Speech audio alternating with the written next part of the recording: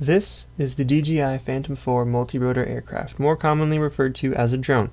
This specific model is a consumer craft designed to carry a small video camera for remote video-related applications. The Phantom 4, or P4 for short, is packed with technology. It has two forward-facing sensors that can detect obstacles up to 50 feet away, and also two downward-facing sensors that are able to detect surface patterns from up to 33 feet above ground. It is also equipped with a gimbal and a camera, delivering smooth, high-quality video. But what can a drone like this be used for? Well, for one instance, this is my neighbor's house after the passing of Hurricane Irma. There were high winds, downed trees, power lines. Unfortunately, he lost some of his shingles in the high winds, and I was able to use my drone with the video camera to go up over his house and survey the damage for him. Unfortunately, my nearby Pinellas County Park, Wall Springs, was hit very hard by Hurricane Irma. It took them almost an entire week to reopen, and when they did, there was debris everywhere. Next to the Pinellas Trail, next to the roads, next to the equipment, all over the place. And this is where the problem comes in. All drone use is prohibited in Pinellas County Parks, as stated by this rule here. Basically what it's saying is that any type of aerial vehicle is prohibited to take off or land within Pinellas County Park grounds.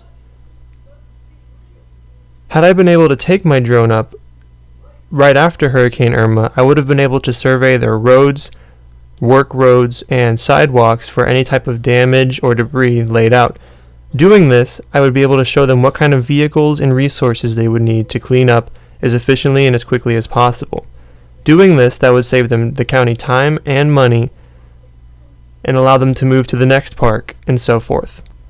That's why I am proposing for Pinellas County lawmakers to create a drone licensing program for specific flights in their county-owned parks. That way, after things such as Irma or heavy storms or just general annual surveying, they would be able to save money, save time, and promote an overall healthier park.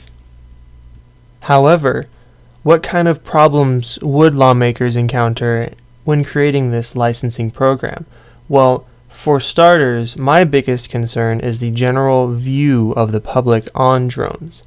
I've flown drones for 3 years now, and my view of how the public sees it has been an overall negative approach due to the over-sensationalized stories put forth on social media and the news channels. This article in particular I found to be almost entertaining at the fact that how they drew a conclusion that a drone being operated hours before an accident was somehow correlated to the death of the occupant in the vehicle. It's articles like these that I feel like have led the general public to fear and hate drone use. But these are more international, different state, other area scenarios. So I decided to conduct my own survey to see how my local community feels about drone operation. Here is a general overview of the top 3 question responses that I personally found to be the most interesting and correlate to my feasibility proposal.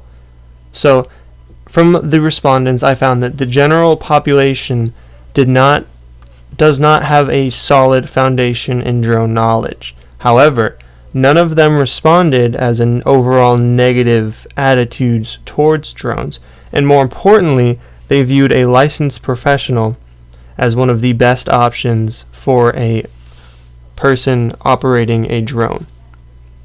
Therefore, based on these findings, if Pinellas County lawmakers were to create a licensing program and have individuals complete and obtain their license, the general public would accept them and respect them as drone operators. And now that we have the foundation to say that the public would accept a licensed professional, we also have to look at how or what will this license regulation, what will the requirements be, and my first suggestion is to look at the FAA 107 certificate. Here is the front page on the Federal Aviation Administration website detailing how to become a FAA 107 certified pilot.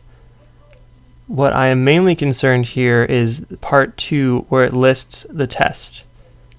In this test, you are required to have extreme and detailed knowledge about small drone operations and airspace restrictions. So I feel that lawmakers should take this into consideration when creating the licensing program, because this would allow for that solid foundation to grow. The FAA 107 certificate does provide a solid foundation in knowledge of safe drone operation. However, it does not detail some of the special parts of Pinellas County. For one, during the month of March, or spring break month, visitation to certain county parks dramatically increases and the amount of people around dramatically increases.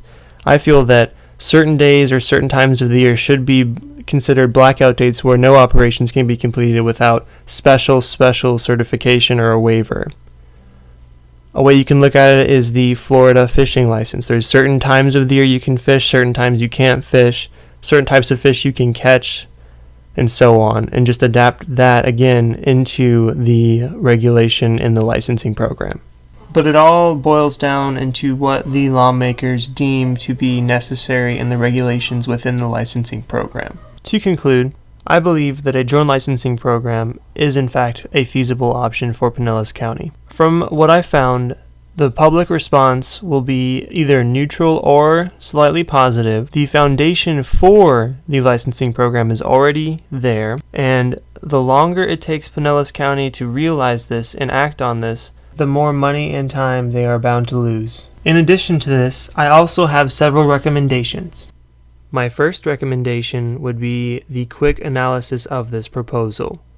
The longer it takes for this proposal to be considered, the greater the potential of loss of time and money Pinellas County will face in terms of lost efficiency. I would also highly encourage the evaluation of the level of difficulty in creating the licensing program. I have laid the foundations for a licensing program. However, I am not a lawmaker and I do not know the strings attached to creating a law or a licensing program like this. And it may also be a better option to consider a waiver or permit instead of an entire licensing program for this local Pinellas County community. My last large recommendation or hope would be that in the future they'd be able to take this program or this permit or this waiver and start applying it to their utilities program in terms of surveying, disaster relief, anything that a drone could do better than a helicopter or a person, or keep a person out of harm's way. And then Pinellas County could be the industry leader in drone integration and technology.